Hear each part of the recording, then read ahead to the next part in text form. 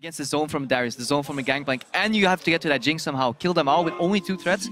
That's going to be incredibly hard. It is definitely going to be scary for them. But as you said, G4, this is basically his favorite champion. The iconic G4 champion is going to be on the Zed.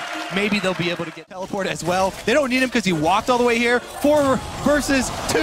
Here comes the dive play. Back there, Warlock getting low. Mako, he's in trouble. He flashes out, but Death, he's going to get first blood. That's a double kill for the Jinx. This is the King, he gets out before he dies. By that time, Death has 1 kill, 2 kills. Now his double buff tower's dying. Warlock comes back. He wants some more. Oh my god! They're going to get locked up. Clearly looking for the stun. Death wants a 3rd kill. The auto's good. Rocket follows Death. Gets himself 3 kills in 4 minutes.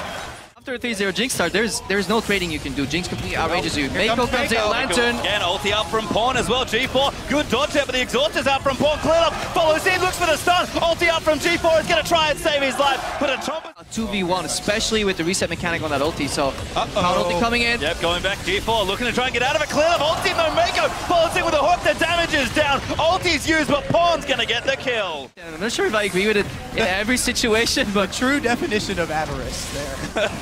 Certainly is, as Dragon #1 is going to go to EDG, forcing them all. Because teams couldn't deal with it. Just like Lloyd may not be able to deal with this hook. Just going in. Lloyd actually has to pop his ulti. Moss and 007X will get in. Mako, maybe the target is Clearlove, does get stunned by the Braum passive. Death, he's in there, he's going to pop the ulti in melee range. Pawn, first kill onto Lloyd, but G4 is going to come out. 007X is low. He'll die as Death. He's going to flash his way out, but can they get the kill? G4 will land the shutdown, but the Dunks going to give Darius a double. They killed Death. They deny the perfect game. But up in kills, continuing to spiral ahead in gold, almost 10k ahead as 007X he's found Amazing J, but Amazing J will stand and fight. Pawn's going to help him out. The ulti's good, looking for the dunk, apprehend, does find, and he gets the kill, 1v2. And this is exactly what we feared. Hang on, Moss is getting caught again. Hooked up there by Skarner. Pawn's going to ride in, and that's another killer. Going to try and collect some farm. Difficult to challenge here, maybe even impossible, as they will pick it up in this game. The deep vision. Now they're going to try and keep...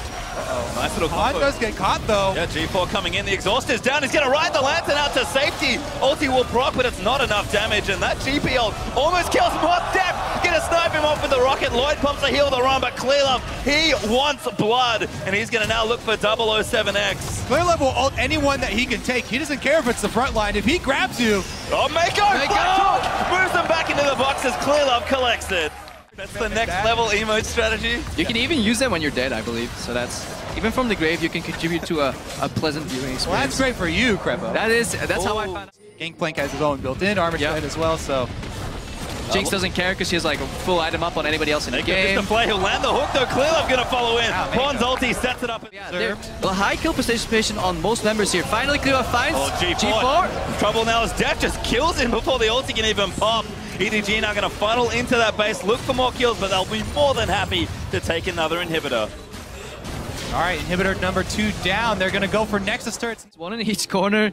It's like pentagram. Yeah, complete vision control. And yes, okay, EDG is super far ahead, so, you know, so those pink wards aren't as impressive, but if you're gonna follow EDG throughout the entire tournament, hang on, surrender. Yeah, and that's the surrender for Bangkok Titans. The Baron could not be completed as EDG in style take their first game here in Paris. Yep, well deserved. Mako with some big plays from the very beginning of the game, actually, outplaying a lot of the lane swap and continuing into the jungle, keeping up the pressure that we were looking for. Yeah, I just love the level 1 strategy here. It almost had no downfall, even if they found, you know, if Mako and Def found the opposing top lane jungle duo jungling, then it could still be an even game from then onwards. But if it works out the way they did, Bangkok Titans, they wanted the lane swap so badly that they forgot to think about jungle quadrants at all. They just started on one side of the map. They got completely 3-buffed, 3-quadrant jungled almost. So that was so hard to come back from. And the Bangkok Titans, they knew what they were up against. That's why they kind of went for this super risky, everybody go mid, we're going to try and flash Twisted Advance to make something happen. And it hit him in it. Stumbled. Yeah.